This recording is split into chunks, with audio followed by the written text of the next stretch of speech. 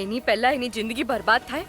બચાવી લ્યો એને, અન્યાય ન થવા દો એની સાથે. કોઈ પણ જાતનો અન્યાય નહીં થાય એની સાથે યશોદા.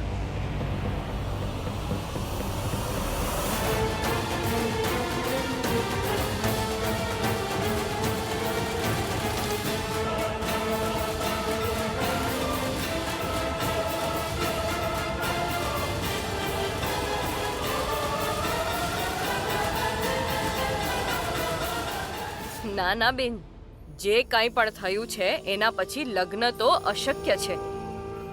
આ અમે બનાવ્યા હતા અલકા માટે. વિચાર્યું હતું જિંદગી હવેલીમાં ઠાઠ માઠમાં વિતાવશે, પણ અફસોસ આ બધું તો હવે એક અનાથ ગરીબ છોકરીને મળવાનું છે. અલકાની માં ફરી એકવાર વિચારીને જોઈ લો. એ શું છે ને, અમારો કાર્તિક ગુસ્સાવાળો છે, પણ ગુસ્સો એ કરે છે લુચ્ચા લફંગા છોકરાઓ પર, ગુંડાઓ પર. ઘરવાળાઓ પર તો એ પોતાની જાન છિડકે છે. તો કાર્તિકમાં કોઈ પ્રોબ્લેમ નથી. અરે મારી માળી, અમને એક વાત કહો, જેનું દિમાગ ખરાબ હોય એ છોકરો એન્જિનિયર બની શકે શું? વિચારીને જુઓ. તો બોલો, શું કરવાનું છે? બસ જેમ જેમ અમે કહીએ એમ જઈને વલી યશોદા છે ને એને કહી દો. અમારો દીકરો હીરો છે, હીરો. તમારી દીકરી એના લાયક નથી. આ વસ્તુ સમજી જ ન શકીએ. અરે સમજી તો એ વૈષ્ણવી નથી તમારા ઈરાદાઓને. જો એના મા બાપ હોત ને તો આનાથી ક્યારેય સંબંધ ન જોડત. અનાથ નથી મારી દીકરી. મા બાપ, કાકા કાકી, ભાઈ બહેન જે પણ છે અમે છીએ એના.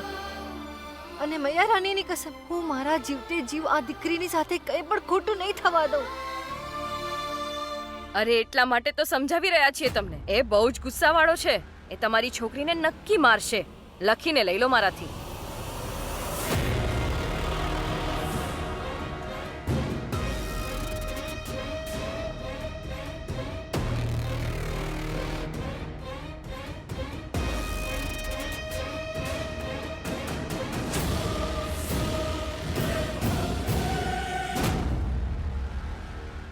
કાર્તિક બાબુ,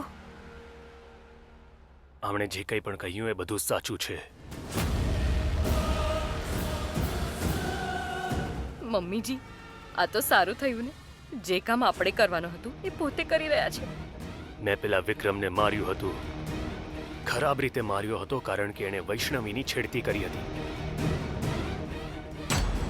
અરે વૈષ્ણવી માટે? હાય મારી માળી, જેટલું અમે વિચાર્યું હતું આ તો એનાથી ક્યાંય વધારે જોડાયેલો છે એ છોકરીથી. કાર્તિક બાબુ, તમે અમારી દીકરીની ત્યારે રક્ષા કરી જ્યારે તમારો એનાથી કોઈ સંબંધ નહોતો.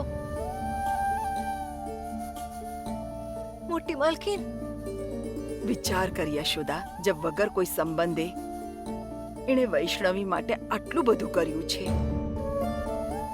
તો જ્યારે વૈષ્ણવી એની પત્ની બનશે ત્યારે એના માન સન્માન માટે એ શું શું કરશે? આખી બાજી ઊંધી કરી દીધી છે આ મૂરખે. અમને કંઈ પણ કરીને આ સંબંધ નથી થવા દેવું. બસ પોતાના સીના પર હાથ રાખ અને કંઈક વિચાર. આ કોઈ આમ જોડું નથી.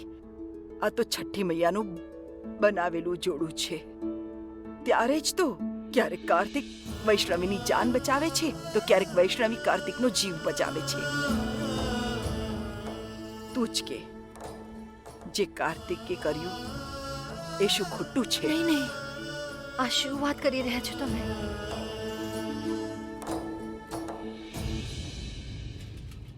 ઉડતી ઉડતી ખબર તો અમે બધાએ સાંભળી છે કે મીત ભાઈએ જોયું હતું છોટા માલિકને વિક્રમ બાબુને મારતા. એણે કહ્યું હતું કે એ કાર્તિક બાબુ બહુ જ ગુસ્સામાં હતા. એવું લાગી રહ્યું હતું કે પોતાને રોકી જ નહીં શકે. જીજુમાં કંઈક ગડબડ છે. ના, હું કાર્તિકજી વિશે આ બધી વાતો નહીં માનું. હું અત્યારે પૂરા વિશ્વાસ સાથે જઈને ફલદાન કરીશ. ક્યાં જાય છે મારી રાણી? છોડ મને. તને શું લાગ્યું હતું કે વિક્રમથી પીછો છોડાવવો એટલો આસાન છે? છોડી દે મને. ઘરમાંથી બહાર કાઢ્યો હતો, તારા જીવનમાંથી નહીં, સમજી ગઈ? છોડી દે. છોડ. એ!